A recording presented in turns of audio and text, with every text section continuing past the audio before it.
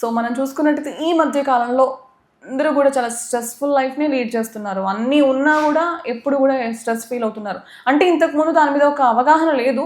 So awareness పెరిగిన తర్వాత ఇంకా ఎక్కువ స్ట్రెస్ ఫీల్ అవుతున్నారు. అంటే అవేర్నెస్ వచ్చిన తర్వాత ఇలా ఎక్కువ ఫీల్ అవుతున్నారు అనుకోవచ్చు.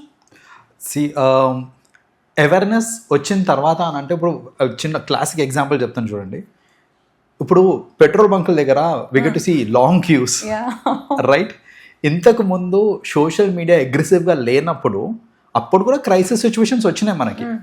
సో క్రైసిస్ సిచ్యువేషన్స్ అప్పుడు ఉన్నాయి, కానీ గవర్నమెంట్ ఏంటంటే ఎంతవరకు ప్రజలకు తెలియాలో అంతవరకే తెలిపేది అండ్ వాళ్ళు మేనేజ్ చేసేవాళ్ళు.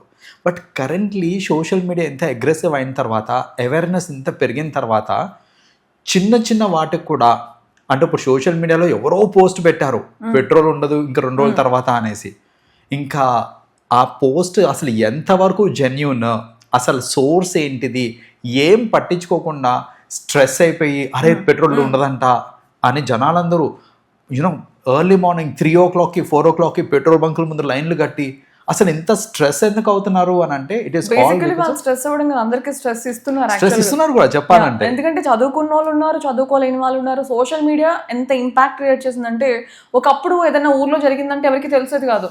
అంటే ఒక డేస్ పట్టే తెలియడానికి ఇప్పుడు ఫ్రాక్షన్ ఆఫ్ సెకండ్స్ లో ఏం జరిగినా కూడా తెలిసిపోతుంది సోషల్ మీడియా వల్ల. ఏం జరిగినా తెలుస్తుంది.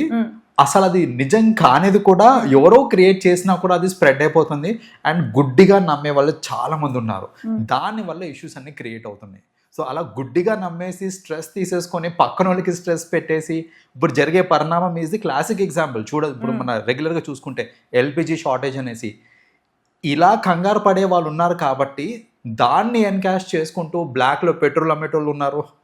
బ్లాక్ లో సిలిండర్ అండి లైక్ నార్మల్ గా అయితే 900-950 అంతే, లైక్ యూనో హార్డ్ సరే 1200 మాక్సిమం. అలాంటిది 4000 5000 3500 ఇష్టం విచ్చలవిడి. ఎందుకు ఇలా అసలు ఈ పరిస్థితికి కారణం ఏంటిది అని అంటే ఇలా టెన్షన్ పడి స్ట్రెస్ తీసుకొని స్ట్రెస్ పెట్టే వాళ్ళ వల్లనే. సో అంటే ఎందుకు మార్పు రావట్లేదు? ఇప్పుడు మీరు అన్నారు స్ట్రెస్ తీసుకుంటున్నారు. సో అందరూ స్ట్రెస్ తీసుకునే వాళ్ళే ఉన్నారు.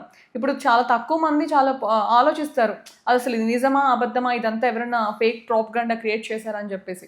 మరి ఎందుకు అవేర్నెస్ రావట్లేదు? అంటే లైక్ ఇప్పుడు బేసిక్గా ఒకరు స్ట్రాంగ్గా ఉంటారు, బట్ గొర్రెలన్నీ ఎటు వెళ్తే అందరూ అటే వెళ్తున్నట్టు ఇది కూడా అలాగే జరుగుతుంది కదా.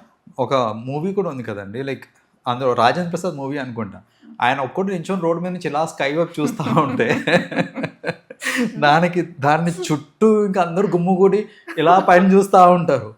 అసలు ఎందుకయ్యా ఏం చూస్తున్నారు అని అంటే నాకేం తెలుసు, వాడు చూస్తున్నాడు నేను చూస్తున్నాను. So that is the classic example. ఏంటంటే మనము బై నేచర్ ఏంటంటే నలుగురు ఏదైతే చేస్తూ ఉంటారో అది మనం చేస్తూ ఉంటాము అండ్ అదే నిజం అనుకుంటారు. అంటే ఎక్కువ శాతం మంది ఏదైతే చేస్తున్నారో అదే నిజము, అదే చేయాలనుకుంటారు. దానికి ఇంకో ఎగ్జాంపుల్ ఇంజనీరింగ్. ఇప్పుడు అసలు నాకు ఇంజనీరింగ్ ఇష్టమా, దానివల్ల ఫ్యూచర్ ఏంటి, ఇవన్నీ ఆలోచించకుండా పిన్ని కొడుకు చేసేది అదే, బాబాయ్ కొడుకు చేసేది అదే, అత్త కొడుకు చేసేది అదే, నా పక్కింటోడు చేసేది అదే, మా వాచ్మెన్ కొడుకు చేసేది అదే, నేను అదే చేయాలి. సో ఈ సైకలాజికల్ ఆస్పెక్ట్ ఏదైతే ఉందో ఏంటంటే we tend to follow what most people do. దానివల్లనే ఇప్పుడు నాకు నిజంగా ఆలోచించే శక్తి ఉన్నా చదువున్నా నేను ఎందుకు చేయట్లేదు అని అంటే బికాజ్ ఆఫ్ దిస్ ఫినామినా. ఏంటంటే మనము నలుగురు ఏదైతే చేస్తున్నారో ఎక్కువ శాతం మంది ఏదైతే చేస్తున్నారో అదే కరెక్ట్ అని అనుకోవడం.